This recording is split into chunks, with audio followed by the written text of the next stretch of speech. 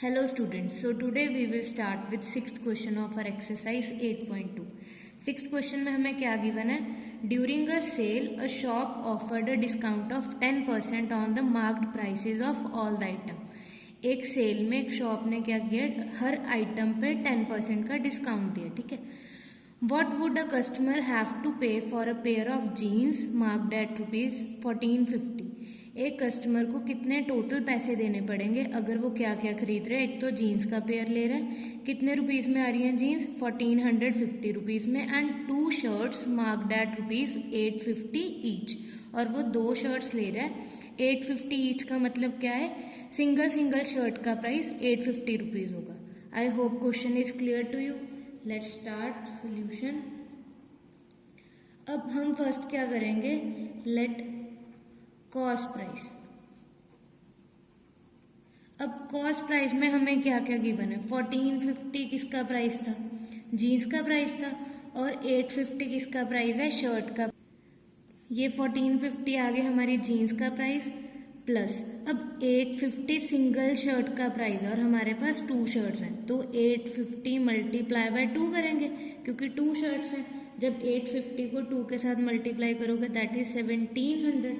सो 1450 plus 1700, तो ये क्या आ जाएगा हमारे पास? 3150 रुपीज़. तो इसका मतलब जो शॉपकीपर है उसका जो भी उसकी जीन्स या शर्ट है उसका प्राइस क्या है? 3150 rupees.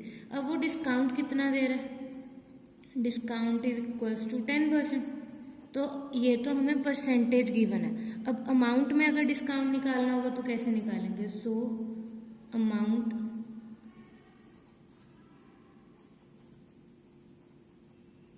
That is 10% of.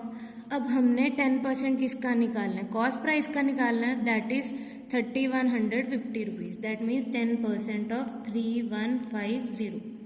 10/100 of means multiply and this. अब ये 10 के साथ 10 कैंसिल आउट हो जाएगी, ये 10 के साथ 10. सो डिस्काउंट कितने का दिया उसने? 315 रुपीज़ का. इतना तो मार्केट प्राइस ही था, इतना डिस्काउंट मिल रहा है. अब डिस्काउंट का मतलब क्या होता है कि हमें फ़ायदा होता है ना, हमें कम पैसे पे करने पड़ते हैं. इसका मतलब मैं कॉस्ट प्राइस में डिस्काउंट को क्या करूँगी? माइनस करूँगी. सो कस्टमर हैव टू पे द अमाउंट इक्वल्स टू, हम क्या करेंगे? 3150 में 315 को क्या कर देंगे? माइनस कर देंगे. जब आप रफ वर्क में माइनस करके देखोगे तो आपके पास आंसर आ जाएगा 2835 रुपीज़.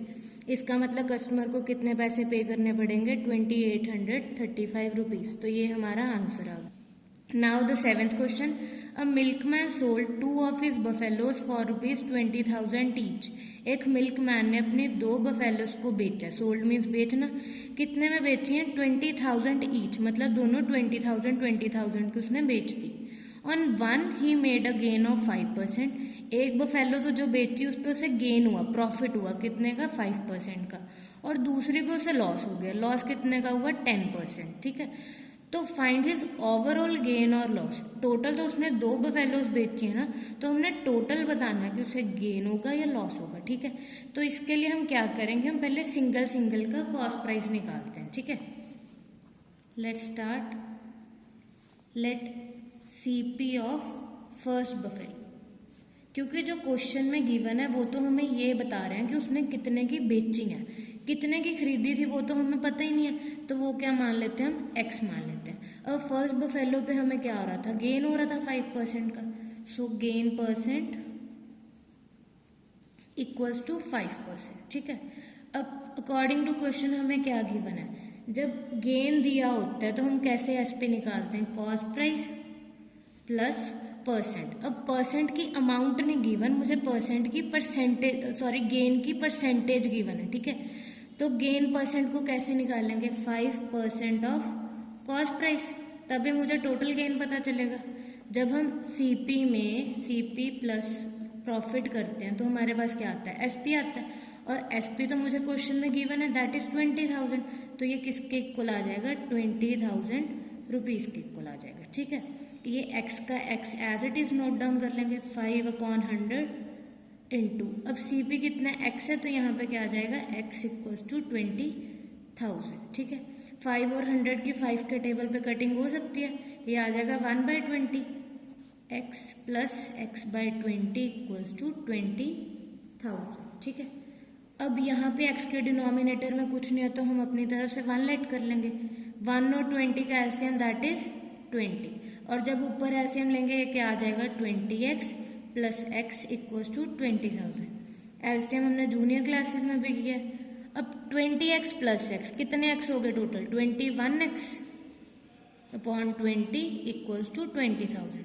अब वैल्यू निकालनी किसकी है, x की वैल्यू निकालनी है तो x को इस साइड रखेंगे, 21/20 का फ्रैक्शन जो है वहां जाके रेसिप्रोकल हो जाएगा। सो 20,000 इंटू 20 अपॉन 21।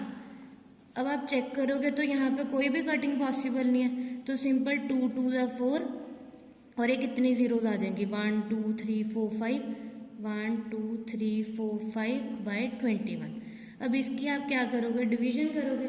जब आप इसकी डिवीजन करोगे तो आपके पास आंसर आएगा 19047.61 रुपीज़।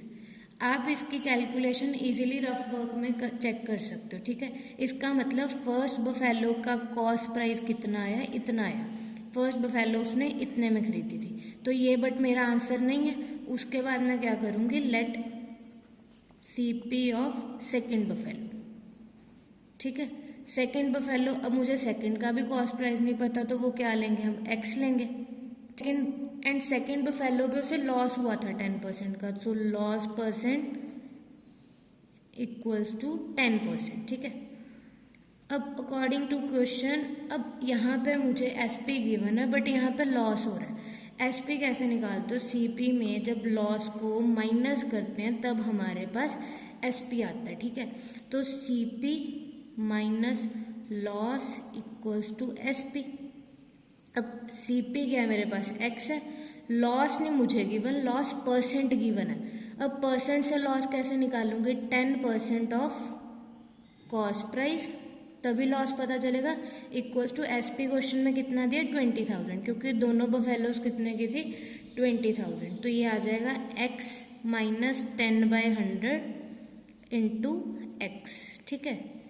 यहाँ तक हो गया। अब ये 10 के साथ 10 कैंसिल आउट, सो हमारे पास ये आ गया। अब इस x के डिनोमिनेटर में कुछ नहीं लिखा तो 1 और 10 का एलसीएम क्या होता है 10, तो डिनोमिनेटर में 10 आ जाएगा, ऊपर 10x minus x as it is equals to 20,000।